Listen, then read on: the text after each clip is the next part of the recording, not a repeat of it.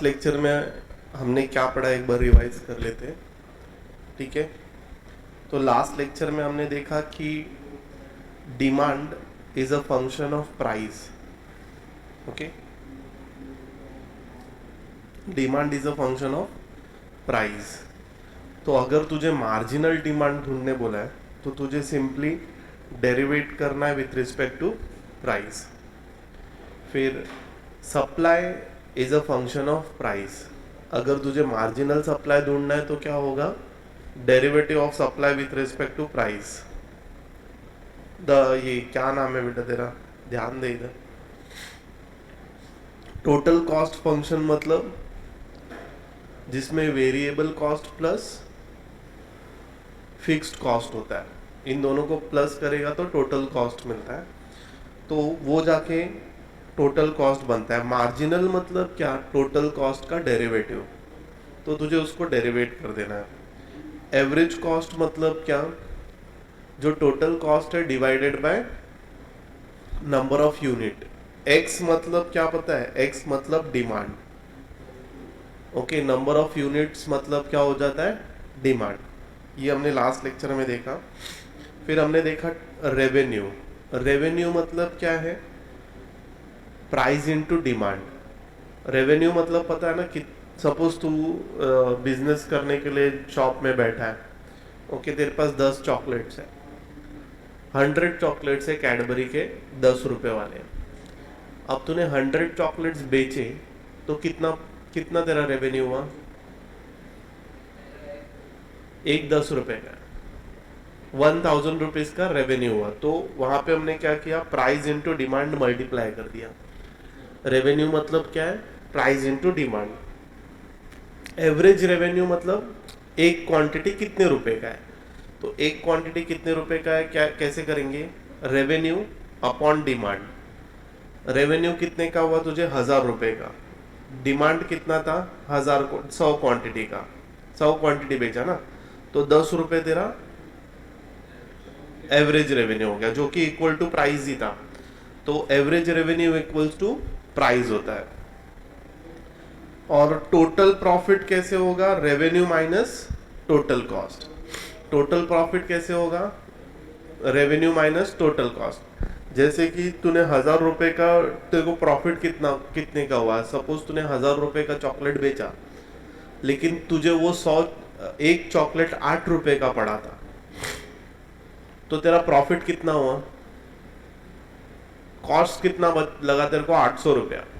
तूने बेचा कितने का, 1000 रुपए का। तो रेवेन्यू माइनस टोटल कॉस्ट करेगा तो तुझे टोटल प्रॉफिट मिल जाएगा। तो ये हो गया तेरा total profit, revenue minus cost. Elasticity of demand. Elasticity of demand का फॉर्मूला है, उसको हम लोग म्यू से रिप्रेजेंट करते हैं। ओके, एंड इसका फॉर्मूला है minus P upon D into derivative of demand with respect to price. Minus P मतलब price upon demand into derivative of demand with respect to price. ये इलास्टिसिटी का formula है। तो यहां पे हम लोगों को ऑलरेडी क्या पता है, अगर demand is decreasing function of price तो डेरिवेटिव ऑफ डिमांड। ओके, अब यहां पे अगर demand decreasing function of price है, ओके, डिमांड प्राइस के हिसाब से डिक्रीज हो रहा है या फिर इंक्रीज हो रहा है सपोज, तो यहां पर जो तेरा इलास्टिसिटी ऑफ डिमांड है ना, ये हमेशा ग्रेटर देन जीरो होगा। क्यों, क्योंकि ये वाला पार्ट भी नेगेटिव होगा। लेस देन जीरो मतलब क्या, माइनस में होगा, माइनस पी इंटू माइनस ये टर्म मिलेगा तुझे, तो माइनस माइनस मल्टीप्लाई होकर क्या हो जाएगा, पॉजिटिव हो जाएगा, इसलिए ये ग्रेटर देन जीरो रहता है। तो यहां पर हमने क्या देखा, demand is decreasing function of price, also P and D are always positive, therefore elasticity of demand is always greater than zero.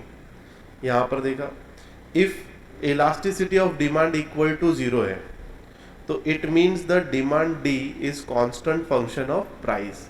मतलब डी में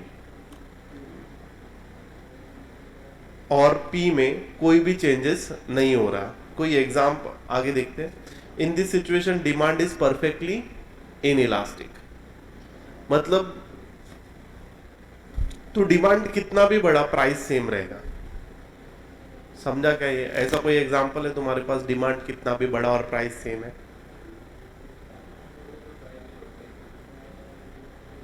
सॉल्ट ले सकते हैं ऐसे एग्जांपल में। हाँ, नहीं, डिमांड कितना भी बड़ा प्राइस सेम रहेगा। तो इसको यहाँ पे ऐसे सिनारियो में हम क्या बोलते हैं? Elasticity of demand is equals to zero. It means the demand D is constant function of price.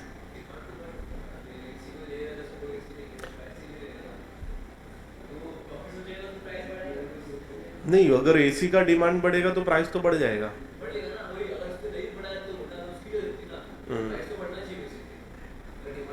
हाँ, बट ऐसा कोई सिनारियो है, मैं सॉल्ट का एग्जांपल लेता हूँ। सॉल्ट जस्ट एक नॉर्मल कि कितना भी बड़ा डिमांड लेकिन प्राइस सेम ही रहेगा, क्योंकि सॉल्ट सबको लगता है। ठीक है, तुम लोग ने इकोनॉमिक्स में इसको ज़्यादा बेहतर पढ़ा होगा। नाउ इफ जीरो, अगर इलास्टिसिटी ऑफ डिमांड जीरो से लेके 1 के बीच में है, then demand is relatively inelastic. Demand is relatively inelastic. बेटे ये पूछा जाता है तो याद रखना है। फिर if elasticity of demand is 1, the demand is exactly proportional to price and demand is said to be uni-elastic. Okay, if elasticity of demand is greater than 1, the demand is relatively elastic. Okay, ये हमने देखा। Now let us establish relationship between marginal revenue, average revenue and elasticity of demand. तो हमने ये last lecture में देखा कि average revenue, marginal revenue और इलास्टिसिटी ऑफ डिमांड के बीच का रिलेशन। ओके, मार्जिनल रेवेन्यू मतलब पता है तेरे को? मार्जिनल वर्ड आ गया मतलब डेरिवेटिव आ गया। तो मार्जिनल रेवेन्यू मतलब derivative of revenue with respect to demand. Elasticity of demand का फॉर्मूला पता है? -P/D into derivative of demand with respect to price. अब इन तीनों के बीच में रिलेशन क्या है? देख, इधर ध्यान दे बेटा। देख, RM marginal revenue equals to P into 1 - 1 upon elasticity of demand. RM equals to RA into 1 - 1 upon elasticity of demand. देख, average revenue equals to price होता है, इसलिए यहाँ पर P लिख या फिर R लिख, RA लिख, कोई प्रॉब्लम नहीं है। अब एक काम कर बेटा, ये कॉपी करना चालू कर दो। कल तुम लोग नहीं आए थे ना, तो एक बार ये लिख लो।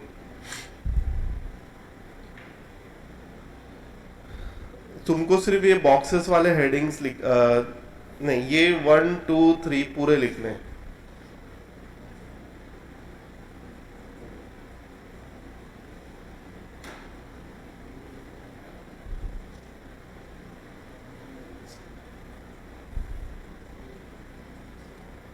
इसमें से कंपलसरी एक 4 मार्क का क्वेश्चन आता है।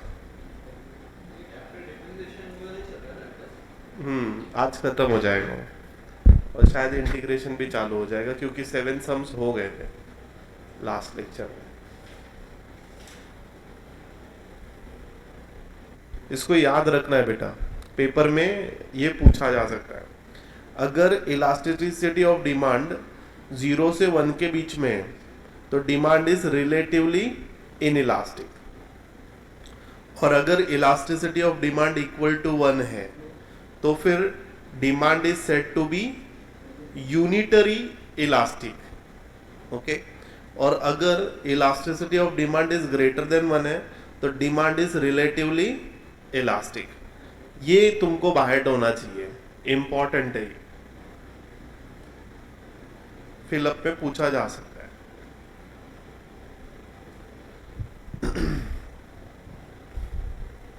अगर elasticity of demand equal to 0 है तो डिमांड इज परफेक्टली इनइलास्टिक। अगर इलास्टिसिटी ऑफ डिमांड 0 से 1 के बीच में है तो डिमांड इज रिलेटिवली इनइलास्टिक।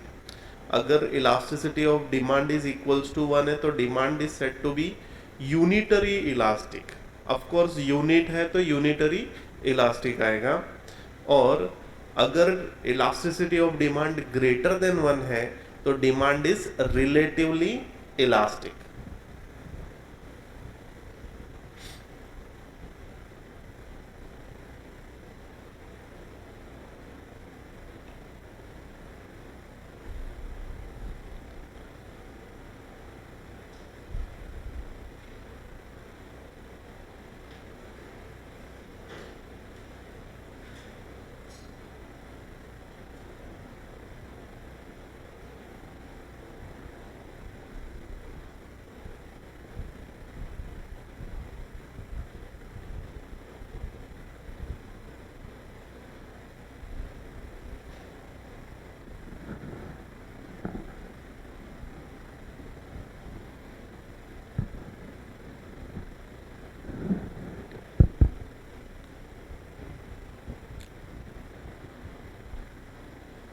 हुआ क्या है लिख के?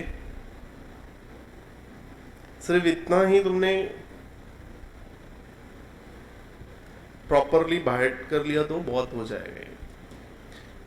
मतलब सिर्फ फिलअप के लिए बोल रहा हूँ मैं, और कुछ सम्स के लिए। बाकी तुम लोग ने लास्ट प्रीवियस वाला पार्ट मिस कर दिया है, एक बार रिकॉर्डेड लेक्चर देख लेना वो।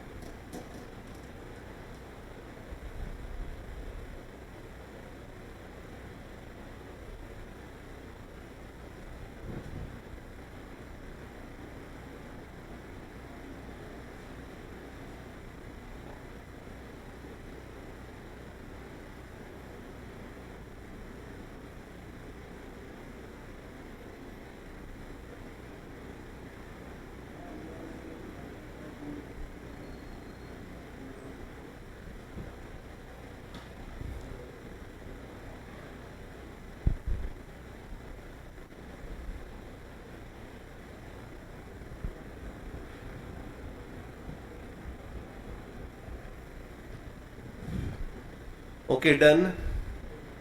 देख, ये वाला पार्ट अब तुमने लिखा नहीं है।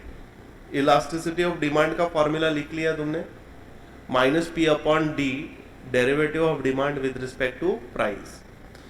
ये मार्जिनल रेवेन्यू का फॉर्मूला है। ओके, ये भी इंपॉर्टेंट है, 7th क्वेश्चन पूरा इसके ऊपर बेस्ड है। ठीक है, फिर मार्जिनल प्रोपेंसिटी टू कंज्यूम, ये एक छोटा सा कंसेप्ट है, ये मैं बाद में सिखाऊंगा जब सम आएगा। अभी फिलहाल हम लोग स्टार्ट करते हैं सम नंबर 10 से, सम नंबर 8 से। If the demand function D is given, find the elasticity of demand at P equals to 4। बहुत इजी है बेटा। देख, तुझे यहां पर डिमांड फंक्शन दे दिया है, समझ नहीं रहे कौन से वाले में लिखना है, चलो ठीक है यही वाले में लिख देता हूँ। क्लास वर्क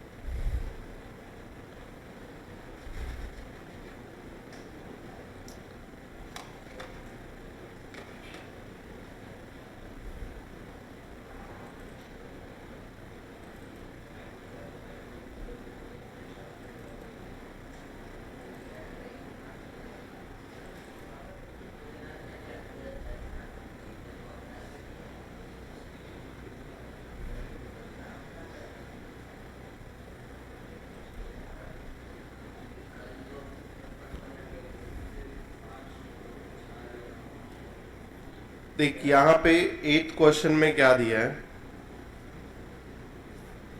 क्वेश्चन 8 डी दिया है तुझे p plus 6 upon p minus 3, और हमें बताया, हमें पूछा है फाइंड इलास्टिसिटी ऑफ डिमांड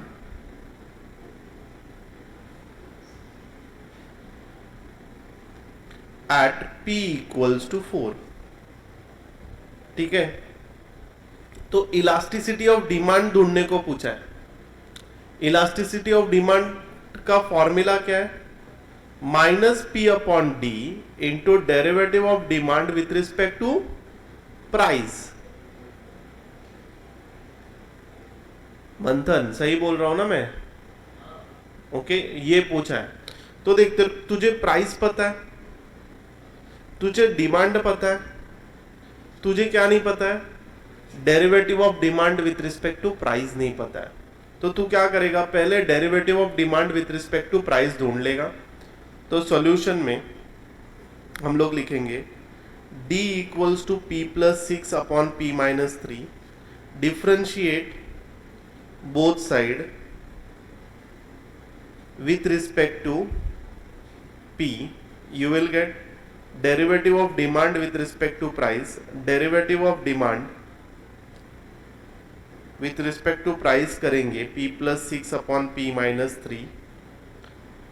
तो ये देख, यहाँ पे कौन सा रूल दिख रहा है? न्यूमरेटर में भी फंक्शन है, डिनोमिनेटर में भी फंक्शन। यस, तो fx अपॉन gx रहेगा, तो तू क्या करेगा? जब न्यूमरेटर और डिनोमिनेटर में फंक्शन रहता है तो अलजेब्रा ऑफ डेरिवेटिव क्या बोलता है? u upon v rule use करने के लिए। कौन सा रूल यूज करना है? u upon v rule. तो u अपॉन v रूल क्या होता है? First function as it is derivative of second function plus second function derivative of first function. ठीक है, याद आ रहा है क्या ये मंथन? फिर यहां पर आएगा, देख, first function p plus 6, derivative of second function p minus 3। यहां पर with respect to price derivate हो रहा है, तो यहां पर हमें p लेना है।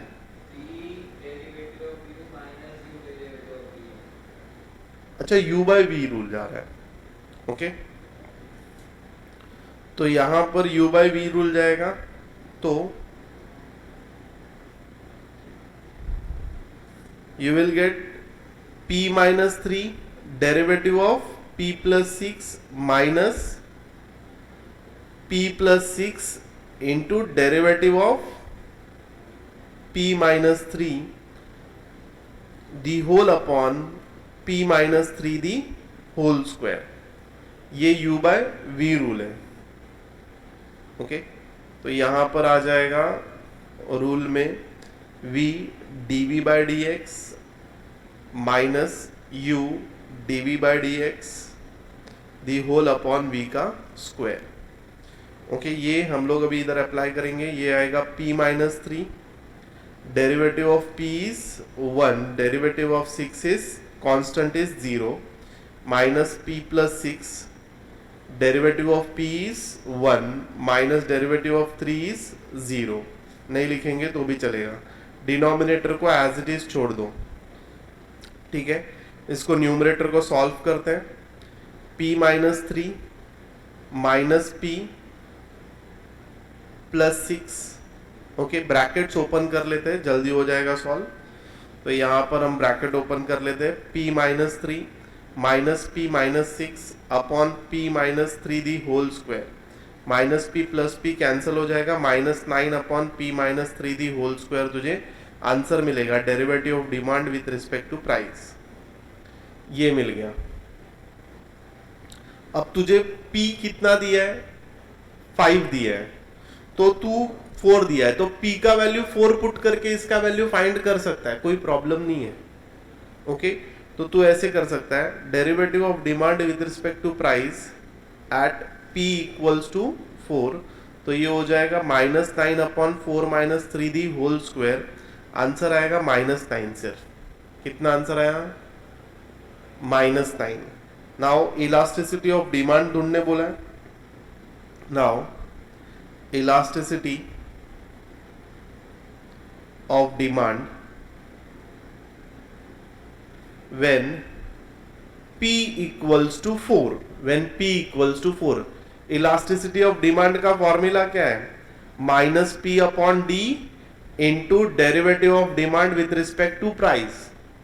तो यहाँ पे elasticity of demand when p equals to 4, तो तू पी का वैल्यू सिंपली 4 रख दे इधर।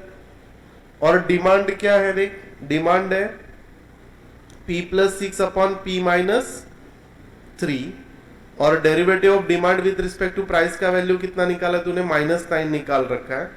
यहाँ पर पी का वैल्यू 4 रख दे, -4 upon 4 plus 6 upon 4 minus 3 into -9, तो ये होगा माइनस माइनस प्लस, 4 9 जा 36 अपॉन 4 प्लस 6 10, 4 माइनस 3 1, तो ये होगा 10। आंसर आएगा 3.6। तो इलास्टिसिटी ऑफ डिमांड क्या है, 3.6, which is greater than 1, which is greater than 1। और अगर तेरा elasticity of demand greater than 1 है तो क्या होता है, परफेक्टली परफेक्ट, अगर तेरा elasticity of demand greater than 1 है तो it is, demand is relatively elastic. तो यहां पर पूछा नहीं है लेकिन हम लोग लिख देंगे, therefore demand, since elasticity of demand is greater than 1, therefore demand is relatively,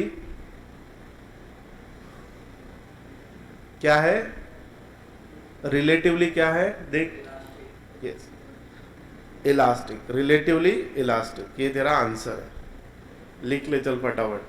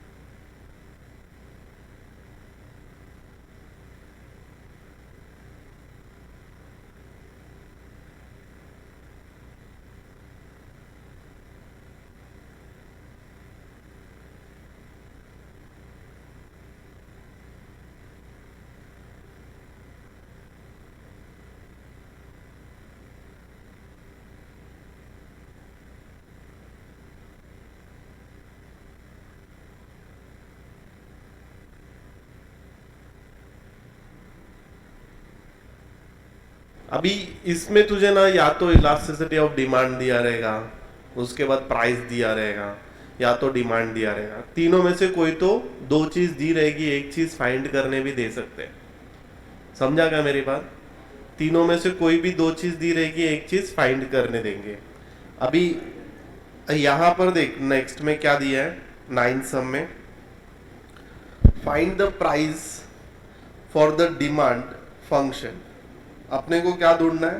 price ढूंढने बोला है। डिमांड फंक्शन दे रखा है, क्या दे रखा है? 2p plus 3 upon 3p minus 1, और इलास्टिसिटी ऑफ डिमांड भी दे रखा है। कितना दिया है? 11 अपॉन 14। तुझे प्राइस ढूंढना है, तो तुझे इन तीनों के रिलेशन में किसका फॉर्मूला पता है? इलास्टिसिटी ऑफ डिमांड का फॉर्मूला पता है। क्या है formula elasticity of demand? Minus P upon d into derivative of demand with respect to price. Minus P upon D into derivative of demand with respect to price. अब यहां पर तू देख, पहले तुझे ये वाला तो पता है पार्ट, ठीक है, डिमांड भी पता है तुझे विथ रिस्पेक्ट टू प्राइस। तुझे ढूंढना है पहले derivative of demand with respect to price, उसके बाद ये वाले फॉर्मूले में वैल्यू पुटअप करनी है, सॉल्व करना है, यू विल गेट आंसर। तो यहां पर सॉल्यूशन में जाते हम, you will get d is equals to, यहां पर हमें गिवन जो है पहले लिख लिया मैंने, then derivative of demand with respect to price किया तो u by v rule applicable हो जाएगा। समझ रहा है? तो डिनोमिनेटर में जो टर्म है into derivative of numerator with respect to price, 2p plus 3 minus 2p plus 3 numerator into derivative of denominator the whole upon 3p minus 1 the whole square. Okay, इसको सॉल्व करके वैल्यू फाइंड आउट करते हैं। 3p minus 1, देख derivative of के x क्या है? Derivative of के x k, तो डेरिवेटिव ऑफ 2p क्या होगा? 2, और बाकी ये तो 3 0 हो जाएगा, तो उसको लिखने की जरूरत ही नहीं है, यहाँ पे मैंने 2 लिख दिया सिर्फ। ये हो जाएगा minus 2p plus 3, derivative of 3p में क्या रहेगा?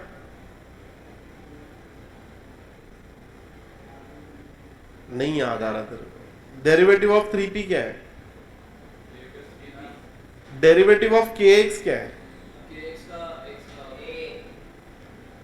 k है ना, मतलब तू घर पे पढ़ ही नहीं रहा है बेटा। डेरिवेटिव ऑफ kx क्या है? k है, तो डेरिवेटिव ऑफ 3p क्या है? 3 है। क्या है? 3। और डेरिवेटिव ऑफ कांस्टेंट क्या है? डेरिवेटिव ऑफ कांस्टेंट इज 0, तो डेरिवेटिव ऑफ 1 0 आएगा, तो लिखने की जरूरत नहीं है उसको। Upon 3p minus 1 the whole square, तो ये आ जाएगा 6p माइनस 2, ये माइनस और 3 दोनों अंदर मल्टीप्लाई करेगा तो माइनस 6p, और ये होगा minus minus minus 9 upon 3p minus 1 the whole square. 6p plus 6 ये कैंसिल आउट हो जाएगा, 11 upon 3p minus 1 the whole square मिल जाएगा अपने को। अब नाउ हमें पता है इलास्टिसिटी ऑफ डिमांड 11 अपॉन कितना दिया है? 14 दिया है, ये गिवन है, ये गिवन है, तो हम लिखेंगे elasticity of demand minus P upon demand is equals to, sorry, into derivative of demand with respect to price. तो इसका वैल्यू तो ढूंढ रखा है, ये हो जाएगा 11 upon 14 equals to minus p as it is. Derivative of demand कितना दिया है वो लिख लेते हैं।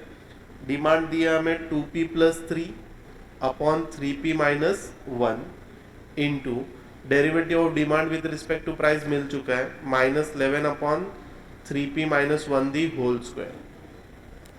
देख यहाँ पर 11 और ये 11 कट हो गया, ये माइनस और ये माइनस मल्टीप्लाई होकर प्लस हो गया, तो बस इस टर्म को यहाँ पर भेज देते चाहिए तो, और ये जो टर्म्स है ये यहाँ पर ले लेते, तो क्या मिलेगा? 2p plus 3 upon 3p minus 1 equals to 14p, और इसको एक्सपांड कर देते 3p minus 1 the whole square. देखिए देख 3p माइनस 1 एक और एक 3p माइनस 1 कैंसल आउट हो रहा है, तो उसको कैंसिल आउट कर दिया। 2p प्लस 3, ये 3p इधर ले लेते हैं, तो 3p minus 1 equals to 14p मिल रहा है। अब इसको सॉल्व करेगा, तू मल्टीप्लाई करेगा तो तुझे मिलेगा 6p स्क्वायर माइनस 2p, ये plus 9p minus 3 equals to 14p। इसको फर्दर सॉल्व करेगा तो क्या मिलेगा, 6p स्क्वायर, पहले इसको एलिमिनेट कर ले, लाइक टर्म्स को सॉल्व कर लेते ना। ये आएगा हमें प्लस 7p माइनस 3, और ये माइनस 14p इक्वल्स टू 0 ले लेते। You will get 6p square minus 7p minus 3 equals to 0। अब इसको फैक्टराइज करेंगे, तो फैक्टराइज करने के बाद तुझे क्या मिलता है, इसको फैक्टराइज करेंगे तो 6 3 जा, प्रोडक्ट में तुझे मिल रहा है माइनस 18, और ऐड करने पे माइनस 7, ऐसे दो नंबर बताने। तो कौन सा नंबर है, 9 और 2, माइनस 9 प्लस 2 करेगा तो तुझे मिल जाएगा। तो यहाँ पर 6p square minus 9p plus 2p minus 3 equals to 0। You will get, यहाँ पर 3p कॉमन है, 2p माइनस 3 मिल जाएगा, प्लस 2 प्लस 1 2p माइनस 3 मिल जाएगा इधर, इक्वल्स टू 0। सॉल्व करने के बाद 3p प्लस 1 इक्वल्स टू 0 और 2p माइनस 3 इक्वल्स टू 0 मिलेगा हमें। p इक्वल्स टू माइनस 1/3 और p इक्वल्स टू 3/2। तो देख, p कभी भी नेगेटिव नहीं हो सकता, प्राइस है वो। तो तेरा p का आंसर क्या हो जाएगा, therefore p equals to 3/2 is your answer. लिख ले चल, एक काम कर, तू मेरे साथ ही लिखते जा, बिकॉज तू अभी तुझे वो क्लिक नहीं हो रहा तो मतलब ही नहीं है, तू आराम से लिखने का।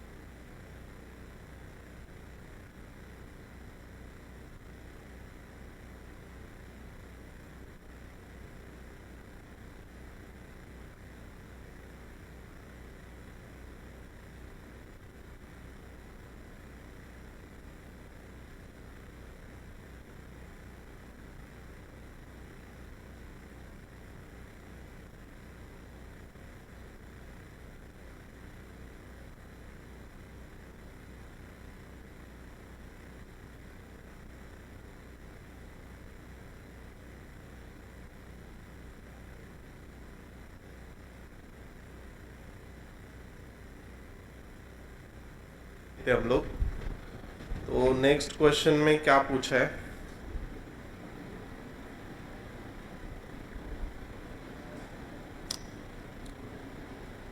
देख, for the demand function d अपने को दिया है, find the elasticity of demand when p equals to 10 and p equals to 16 and comment on the result. जैसे हमने 8th सम में किया था वैसे ही इधर भी करना है बेटा, और रिजल्ट पे कमेंट करना है अपने को। तो फटाफट फटाफट इसको भी सॉल्व कर लेते हैं। 10 सम 11 सम जाते हैं अभी।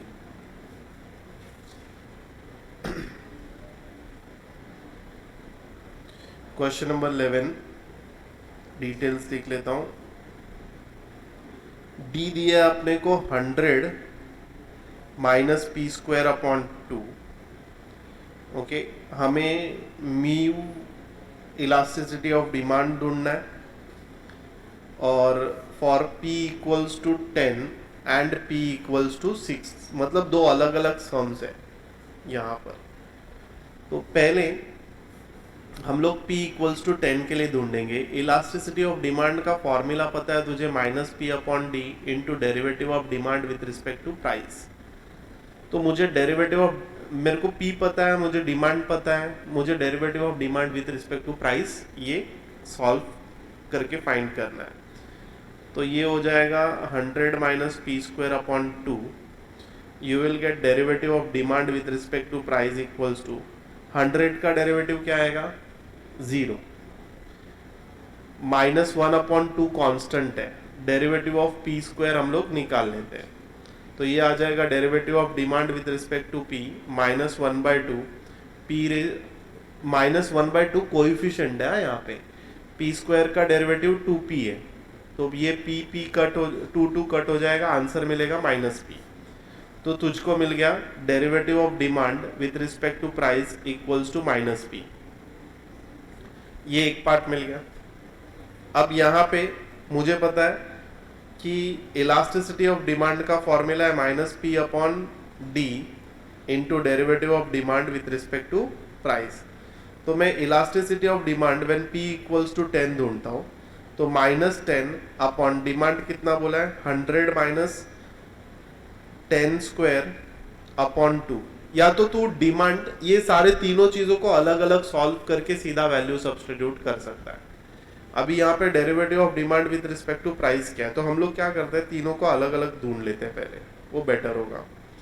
तो यहाँ पर p अपने को 10 दिया है, d हमें दिया है 100 माइनस पी स्क्वायर अपॉन 2, मतलब ये हो जाएगा 100 माइनस 10 का स्क्वायर अपॉन 2, तो ये होगा 100 माइनस 10 का स्क्वायर 100 अपॉन 2, ये होगा 50। इसको सॉल्व करेगा तो, और derivative of demand with respect to price भी हमें मिल चुका है, माइनस p मिला है, तो इट विल बी माइनस 10। तो तीनों वैल्यू मिल गई, फर्स्ट वैल्यू भी मिल गई, d की वैल्यू भी मिल गई, और derivative of demand with respect to price की वैल्यू भी मिल गई। ये अब इलास्टिसिटी में पुट करते हैं, तो ये हो जाएगा 10 अपॉन 50 इंटू माइनस 10। आंसर मिल रहा है तुझे यहाँ पे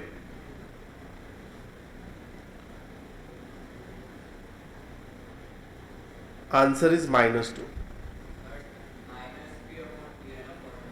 हाँ माइनस p, तो ये माइनस माइनस प्लस हो जाएगा, तो आंसर इज +2। तो elasticity of demand is greater then, comment भी करने बोला है ना, तो since elasticity of demand is greater than 1, तो डिमांड इज परफेक्टली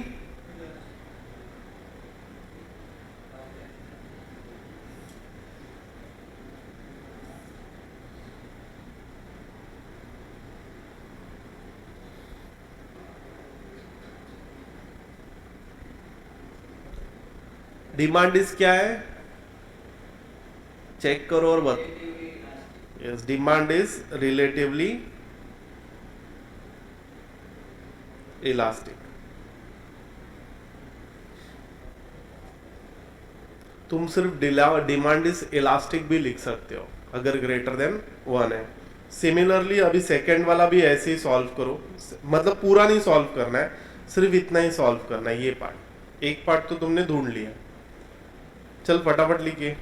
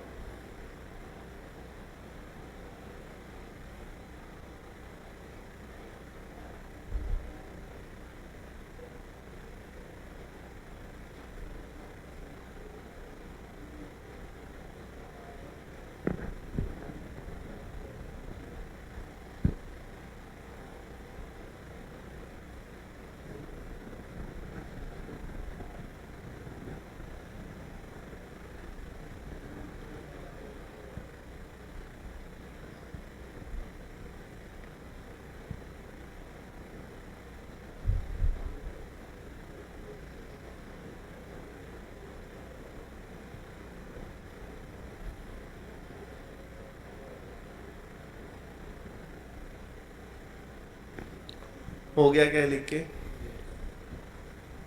दूसरा वाला लिखा? दूसरा वाला भी लिखना है ना बेटा। P equals to 6 rupees. P equals to 6 है, ये फर्स्ट था, ये फर्स्ट था। सेकेंड वाला देखते हैं हम लोग। P इक्वल्स टू 6 के लिए इलास्टिसिटी ऑफ डिमांड का फॉर्मूला तो चेंज नहीं होगा। तो इलास्टिसिटी ऑफ डिमांड हम लोग, P तो 6 मिल गया। अब derivative of demand with respect to price भी ढूंढ लेते हैं। तो -P है, तो ये हो जाएगा -6। और क्या ढूंढना है, और हमें डिमांड भी ढूंढना है। तो डिमांड का वैल्यू क्या है? -100 माइनस P² अपॉन 2। तो यहाँ पे 100 माइनस 6² अपॉन 2, तो ये होगा 100 माइनस 36/2। 100 माइनस 18 हो जाएगा। 100 माइनस 18 कितना होगा? 82। ओके, तो ये वैल्यूज हम लोग इलास्टिसिटी ऑफ डिमांड में पुट करते हैं। तो -P मतलब -6 अपॉन डिमांड कितना मिला है? 82 into derivative of demand with respect to price -6 मिला है। तो ये माइनस माइनस कट हो जाएगा, प्लस हो जाएगा।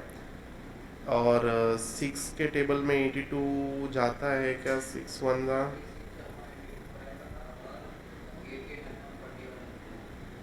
18/41, ये तेरा फाइनल आंसर है। अब 18/41 लेस देन 1 है ना, तो कमेंट भी करना है हमें। तो since elasticity of demand is less than 1, तो तेरा आंसर क्या आएगा?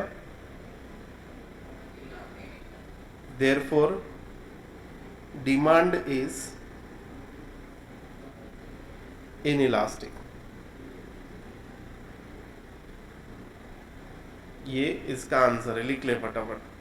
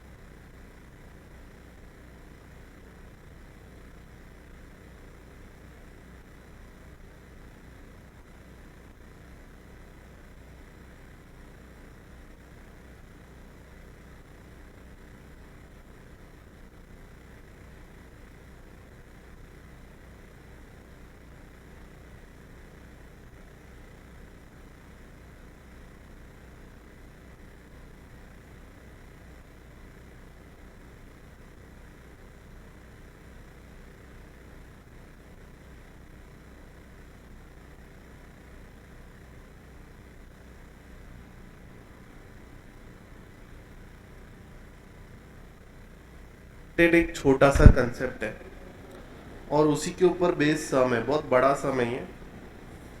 क्वेश्चन नंबर 12, ये मैं इसको इम्पोर्टेंट इसलिए बोलता हूँ ना क्योंकि इसमें काफ़ी सारे कंसेप्ट कवर होते हैं, ठीक है।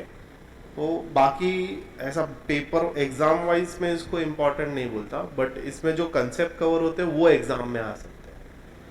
तो जिसमें हमने फर्स्ट से लेके 7th एग्जाम्पल तक देखा है। अब यहाँ पर क्वेश्चन नंबर 12 में a manufacturing company produces x items. ध्यान देना, एक्स आइटम्स मतलब डिमांड कितना है, एक्स है। एंड टोटल कॉस्ट दिया है यहाँ पे अपने को, टोटल कॉस्ट मतलब सी दिया है ₹40 + 2x। There price is given by p दिया है अपने को with respect to demand 120 - x। Find the value of x for which revenue is increasing, profit is increasing. Also find elasticity of demand for price when price equals to ₹80। ये सारा given information मैं लिख लेता हूं। तो demand मुझे x items दिए, ठीक है, और यहाँ पे टोटल कॉस्ट मुझे दिया है 40 + 2x। प्राइस दिया है मुझे 120 - x। देख, अगर मैं इधर डिमांड को, अगर मैं प्राइस को ऐसा लिखूं 120 - d, because x equals to d है, तो d का वैल्यू क्या हो जाएगा with respect to price, 120 - p हो जाएगा। डिमांड क्या हो जाएगा, 120 - प्राइस हो जाएगा। इफ डिमांड को हम प्राइस के रिस्पेक्ट में लिखेंगे तो अभी यहाँ पे हमें प्राइस दी है, यहाँ पर हमें ढूंढने बोला है फर्स्ट रेवेन्यू इज इंक्रीजिंग। बेटा जब फंक्शन इंक्रीज करता है तो क्या होता है, डेरिवेटिव ग्रेटर देन 0 होता है। जब फंक्शन इंक्रीज होता है तो डेरिवेटिव ग्रेटर देन 0 होता है। याद है मैंने डायग्राम बताया था इंक्रीजिंग और डिक्रीजिंग वाला।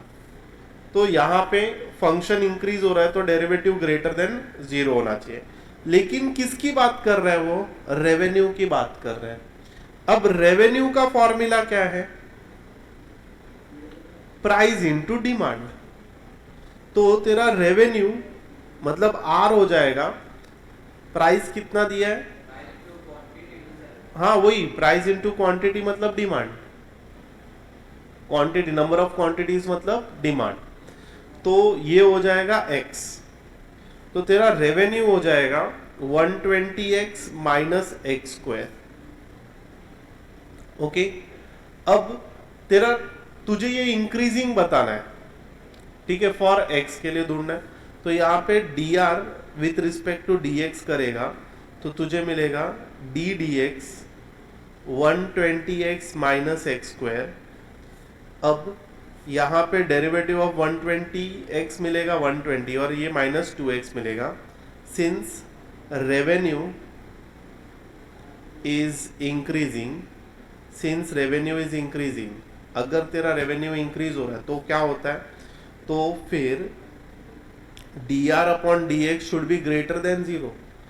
मतलब derivative of revenue should be greater than 0, मतलब ये ग्रेटर देन 0 होना चाहिए, 120 - 2x ग्रेटर देन 0 होना चाहिए। दोनों में कॉमन कौन है, 2 कॉमन है, बाहर ले लिया, 60 - x होना चाहिए ग्रेटर देन 0। 2 को अगर 0 के डिनोमिनेटर में डाल दिया तो ये आ जाएगा 0/2 0, मतलब तेरा x लेस देन 60 होना चाहिए। 60 इज ग्रेटर देन x, मतलब x तेरा लेस देन 60 होना चाहिए। देयरफॉर डिमांड, अगर रेवेन्यू इंक्रीज कराना है तो डिमांड कितना होना चाहिए, लेस देन 60 होना चाहिए। तो यहां पे हम लोग आंसर लिखेंगे, देयरफॉर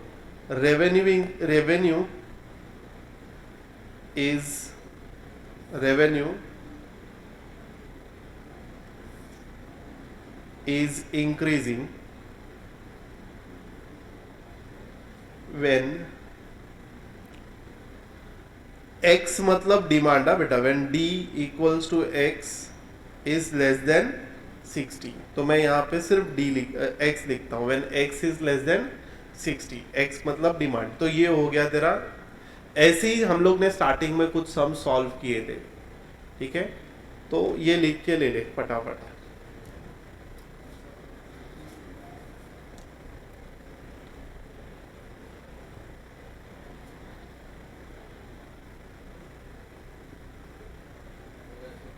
हो गया ये? हाँ,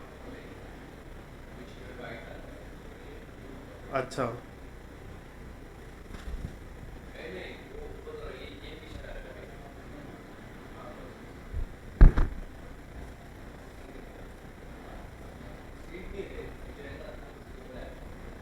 हाँ समझा, ये इसके वजह से लिख।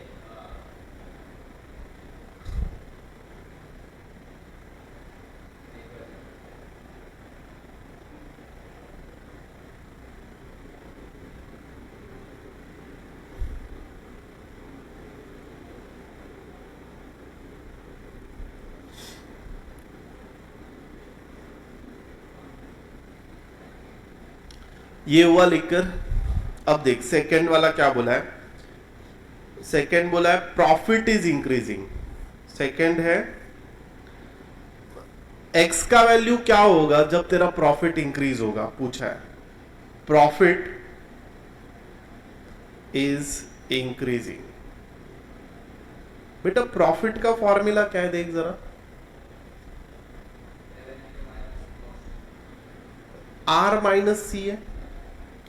आर का वैल्यू तूने अब भी ढूंढा, देख ये आर का वैल्यू है बेटा। और कॉस्ट का वैल्यू क्या है, देख टोटल कॉस्ट ये है। तो हम क्या करेंगे यहां पे प्रॉफिट। अब प्रॉफिट को कोई वेरिएबल से फिलहाल मैं डिनोट नहीं कर रहा हूं, तो यहां पे हम लोग प्रॉफिट को पी तो ले नहीं सकते। स्टिल इधर रेवेन्यू क्या है, देख रेवेन्यू कितना मिला है मेरे भाई, 120x minus x square minus, और टोटल कॉस्ट कितना है 40 प्लस 2x। तो ये हो जाएगा प्रॉफिट तेरा 120x minus x square minus 40 minus 2x। You will get minus x square minus 11 नहीं plus 118x minus 40।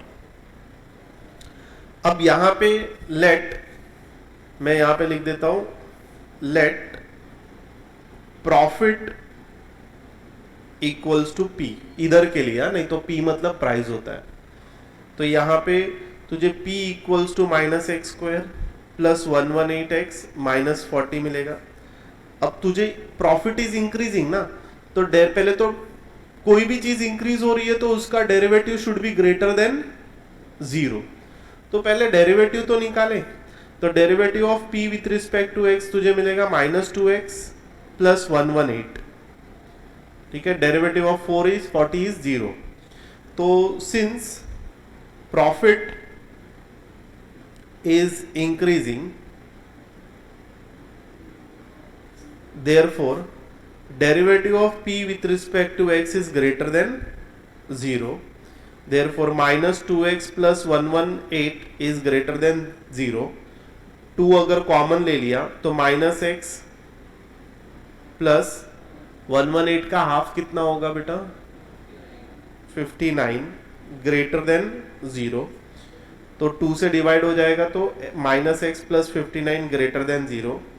59 should be greater then x, मतलब तेरा जो x मतलब डिमांड है, demand should be less than 59। Therefore profit is increasing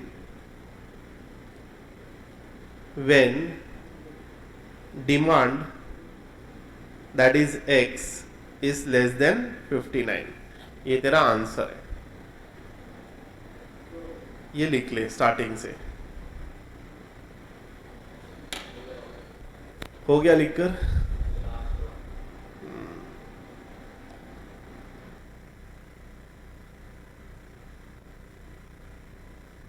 तब क्या होता है, डेरिवेटिव होता है। अगर मैं इनकम को एक्स कंसिडर करूं, इनकम क्या होता है बेटा, एक्सपेंडिचर, इधर ध्यान देना, इधर इधर ध्यान देना, ध्यान दे इधर अभी, एक्सपेंडिचर प्लस सेविंग। देख, तू अगर कमाएगा तो खर्चा करेगा और कुछ पैसा बचाएगा, दो ही चीज होती है और कुछ नहीं होता है। इनकम के साथ दो ही चीज होती है, प्लस सेविंग। अब मार्जिनल मतलब क्या होता है बता मेरे को? डेरिवेटिव। मार्जिनल मतलब क्या? डेरिवेटिव। तो देख, इनकम को इधर मैं एक्स बोलता हूं, एक्सपेंडिचर को ईसी बोलता हूं और सेविंग को एस बोलता हूं। अगर मैं मार्जिनल निकालूंगा ना इनका, तो ये हो जाएगा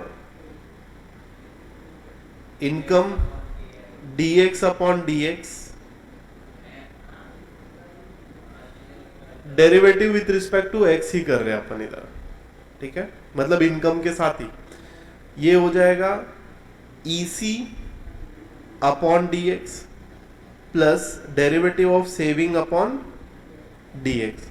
मतलब तुझे क्या मिलेगा, देख, 1 is equals to derivative of expenditure with respect to income, derivative of saving with respect to income.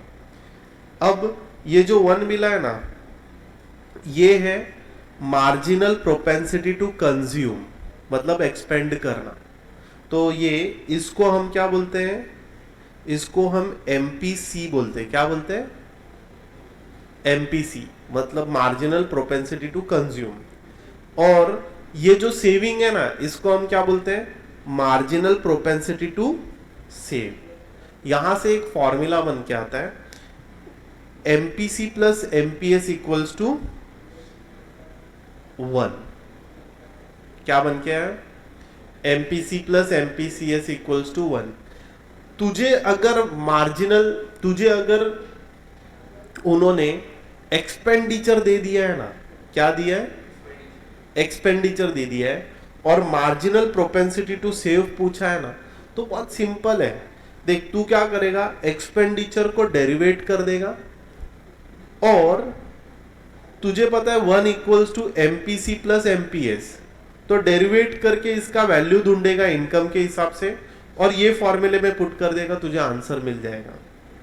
तुझे मार्जिनल प्रोपेंसिटी टू सेविंग का, देख, अगर समझ मुझको इसका आंसर आता है 0.5, ओके, इनकम का वैल्यू सपोज 2 है, इसमें मैंने 2 रखा तो मेरे को आंसर मिल गया। अब मैं एमपीएस मेरे को इजीली मिल जाएगा ना, 1 में से 0.5 को माइनस कर दूंगा, मुझे आंसर मिल जाएगा, तो ये मेरा आंसर होगा। अब सिमिलरली एपीसी और एमपीसी होता है। क्या होता है? एपीसी और एपीएस होता है। ये क्या होता है? एवरेज प्रोपेंसिटी टू कंज्यूम और एवरेज प्रोपेंसिटी टू सेव, इसको हम बोलते हैं। तो ये कैसे है, देख, सेकेंड वाला देखते हैं। तुझे पता है expenditure equals to average, expenditure equals, sorry, income equals to expenditure plus saving. अब एवरेज निकालना है ना, तो सिंपली तुझे इनकम के साथ डिवाइड कर देना है। X upon x equals to EC upon x plus s upon x. अब ये देख क्या हो गया, 1 equals to EC upon x plus s upon x. अब ये जो ईसी अपॉन एक्स है ना, इसको अपन बोलते हैं average propensity to consume, s upon x है ना, इसको अपन बोलते हैं एवरेज प्रोपेंसिटी टू सेव। मतलब APC plus APS equals to 1। ये दो फॉर्मूले बन गए। बाकी एमपीसी मतलब क्या? मार्जिनल। एमपीसी का मतलब लिखना मार्जिनल प्रोपेंसिटी टू कंज्यूम,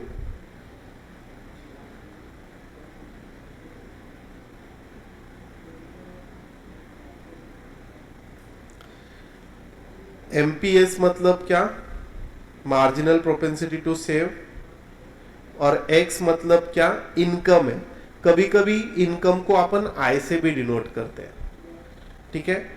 फिर उसके बाद एपीसी का वैल्यू फुल फॉर्म इधर से लिख लेना, average propensity to consume, average propensity to save, ये फटाफट लिख के ले लो, ये इंपॉर्टेंट है। लिखना चालू करो बेटा, जो मैंने लिखा है वैसे ही लिख के ले लो।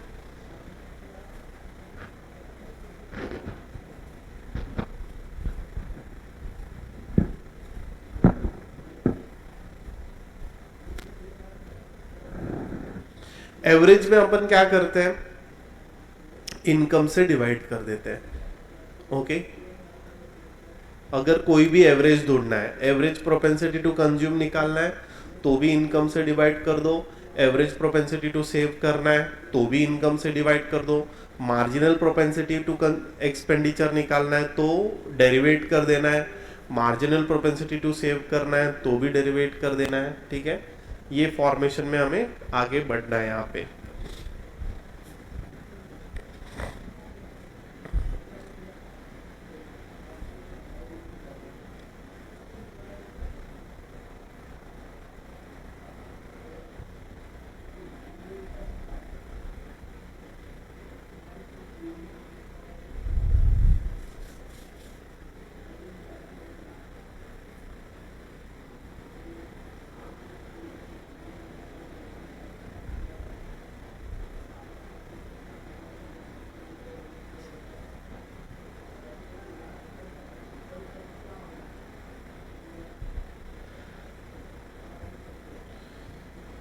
हुआ है लिख के,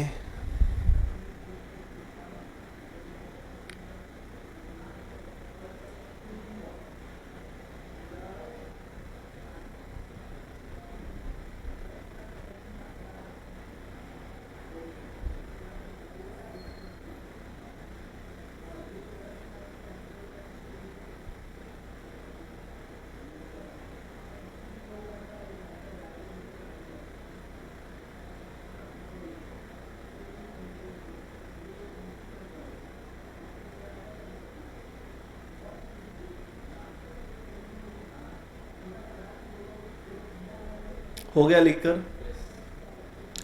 नाउ देख, एक लास्ट सम करना है इस पे बेस्ड। बेटा ये ना एग्जाम में बहुत बार आ चुका है, हाँ, और टेस्ट में भी 100% आएगा ही, तुम कोई भी टेस्ट दो, ठीक है। इतना ज्यादा इंपॉर्टेंट है ये सम। अब देखते हैं क्वेश्चन में क्या ढूंढने बोला। देख, MPC, MPS, APC, APS, expenditure अपने को दे रखा है और इनकम आय है। एक्सपेंडिचर कितना दिया है, देख 0.003 आई स्क्वायर प्लस 0.035 इंटू आई, और इनकम तुझे 1000 रुपये दे रखी है। तो जो गिवन डिटेल है ना, पहले हम लोग लिख लेते हैं। क्वेश्चन नंबर 13 का बहुत इजी सम है। EC equals to 0.0003 into I square plus 0.075 I, ठीक है। आई का वैल्यू अपने को दे रखा है 1000, इनकम दे रखा है। फाइंड क्या करने बोला है, find MPC, MPS, APC, APS. तुझे पता है marginal propensity to consume plus marginal propensity to save 1 होता है, average propensity to consume plus average propensity to save 1 होता है। तो अगर तू इसको बहुत इजीली, अगर तू एवरेज प्रोपेंसिटी भी निकाले ना, एवरेज एपी सी निकाले तो क्या हो जाएगा, ईसी अपॉन आई हो जाएगा। तो एपीसी मतलब क्या, ईसी अपॉन आई है बेटा। तो ये क्या हो जाएगा, देख 0.0003 I square upon I plus 0.75 I upon I ये हो जाएगा आई आई कट हो जाएगा, आई आई कट हो जाएगा। और यहां पे अपने को एपीसी कब निकालना है, व्हेन आई इक्वल्स टू 1000। तो ये हो जाएगा देख 0.0003 इंटू 1000 प्लस 0.75, 3 जीरो ले लेगा तो ये हो जाएगा 0.3 प्लस 0.75,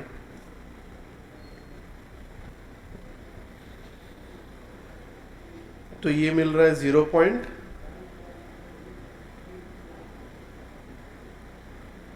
क्या गड़बड़ की हमने इधर,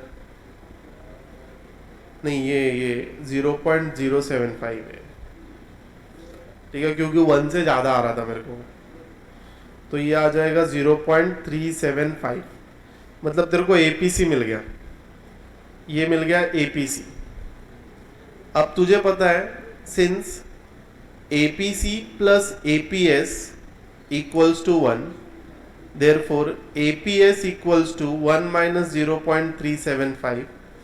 तो 1 माइनस 0.375 करेगा तो कितना मिलेगा, 1000 में से अगर तू 375 माइनस कर देगा तो कितना मिलेगा, 625। 0.625 तेरा आंसर आ जाएगा एपीसी का। ठीक है, ये लिख ले फटाफट, ये हो गया तेरा एक पार्ट।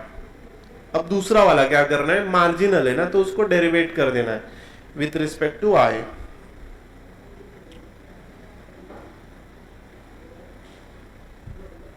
हो गया ये, ध्यान दे। अभी सेकंड वाला, अभी भी हम लोगों को क्या पता है, ईसी पता है,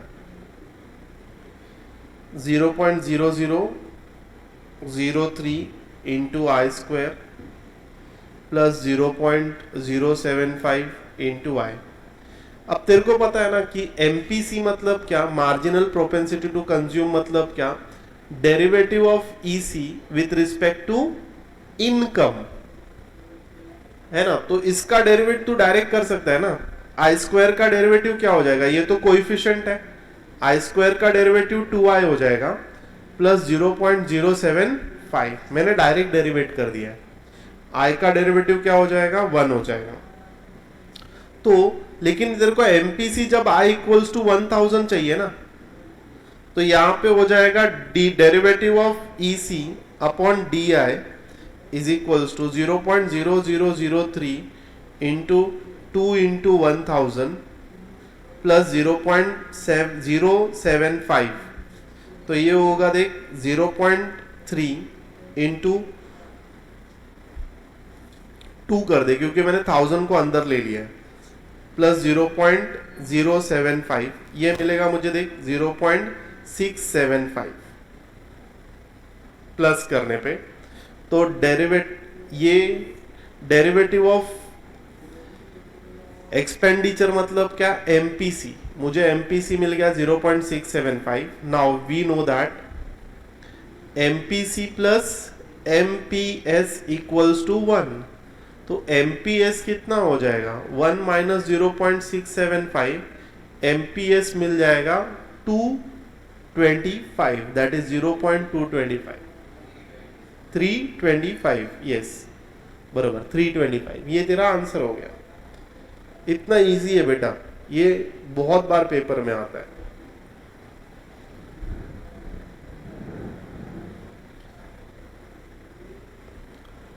अब कुछ फिलअप्स देख लेते हैं, ठीक है।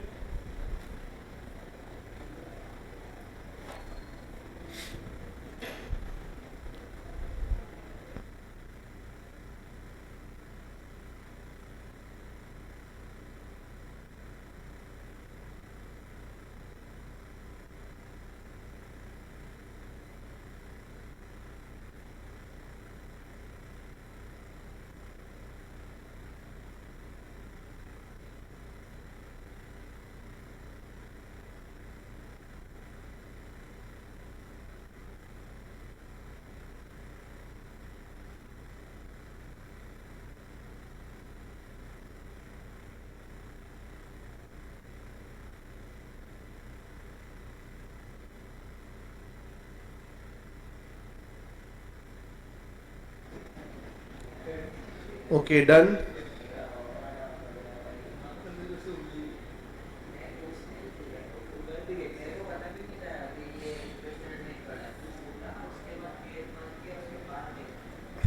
चल थोड़ा फिलअप्स देख लेते हैं बेटा, इसमें से जो डिफिकल्ट फिलअप्स है ना वो डिस्कस कर लेते हैं। देख इक्वेशन ऑफ टेंजेंट आ जाएगा, ये भी हो जाएगा। अगर इलास्टिसिटी इक्वल्स टू 1 है तो फिर क्या होगा?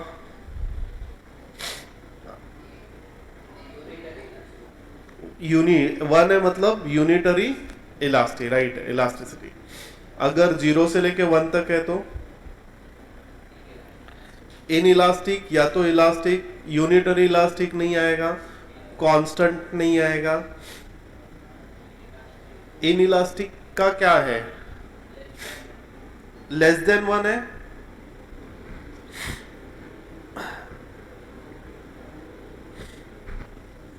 यस राइट है, इन इलास्टिक लेस देन 1 है। यहाँ पे बाकी इंक्रीजिंग डिक्रीजिंग निकालने आता है, ये आ जाएगा। Slope of tangent at any point is called gradient, is called gradient. Okay, ये लिख के ले लेना, फिलअप में पूछा जा सकता है। डबल डेरिवेटिव आता है, ये भी आता है। ये क्वेश्चन कुछ एक कोई तो क्वेश्चन इसमें से रॉन्ग है जो करेक्टेड किया है।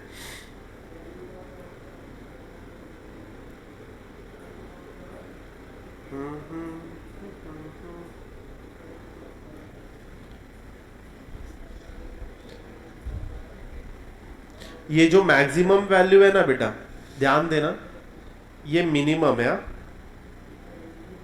यहाँ पे मिनिमम वैल्यू में निकालना है, मैक्सिमम नहीं निकलेगा।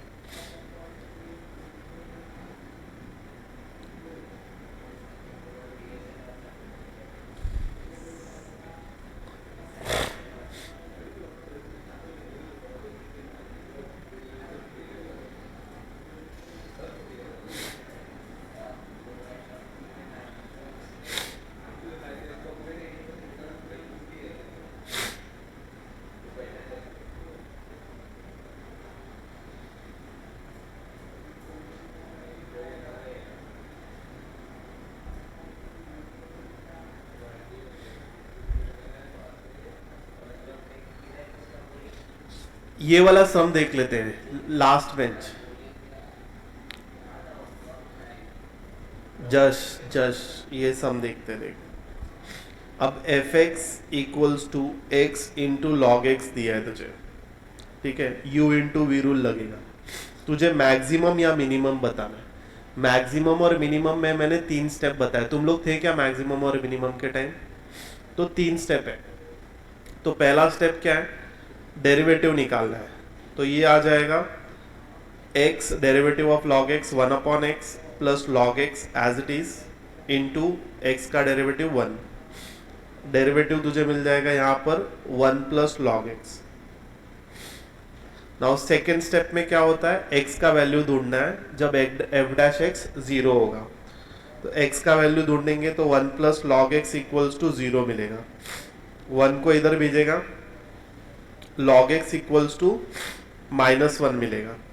log को निकालना है तो तुझे e को उसके जगह पे भेजना पड़ेगा। तो ये हो जाएगा x is equals to e raise to -1। ठीक है, x का वैल्यू क्या मिला? 1 अपॉन ई मिल गया, ये तुझे वैल्यू मिली। अब तुझे क्या करना होता है? x का वैल्यू ढूंढने के बाद डबल डेरिवेटिव करना होता है। तो डबल डेरिवेटिव किया, 1 का डेरिवेटिव 0 आ गया, log x का डेरिवेटिव आएगा 1 अपॉन x। ठीक है, अब इसमें तू x का वैल्यू पुट करेगा डबल डेरिवेटिव में 1 अपॉन x 1 अपॉन e। तो ये हो जाएगा e हो जाएगा विच इज ग्रेटर देन 0। और अगर तेरा डबल डेरिवेटिव ग्रेटर देन 0 है तो तेरा फंक्शन मिनिमम आता है, ना कि मैक्सिमम आता है। तो यहां पर क्या आ जाएगा तेरा answer? Therefore function is minimum at x equals to 1 by e। ये लिख के ले ले फटाफट, बाद में तेरे को क्या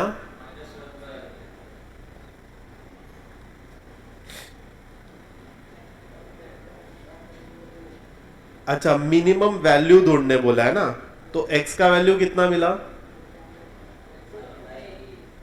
1/e मिला ना। तो इसको हम लोग क्या करेंगे, f ऑफ x में पुट करेंगे, x इंटू लॉग एक्स। तो यहां पर अगर तू वैल्यू पुट अप करता है तो ये हो जाएगा f of 1/e into log 1/e, और e आ जाएगा बेस में। तो 1/e as it is, 1/log 1/e मतलब क्या, e raise to minus 1/e। log a raise to n का फॉर्मूला पता है ना, n log a, तो ये माइनस आगे आ जाएगा, तो ये -1/e और log e to the base e, answer आएगा -1/e, because log e to the base e is 1। तो आंसर देख, 1/, क्या आंसर आ रहा है, -1/e, तो उधर लिख दे -1/e इसका आंसर। बट इसको सॉल्व इतने लंबे मेथड से करना है, सॉल्यूशन फटाफट लिख ले, ये लिख लो, मैं निकलता हूं, फटाफट लिख लो ये, तो फटाफट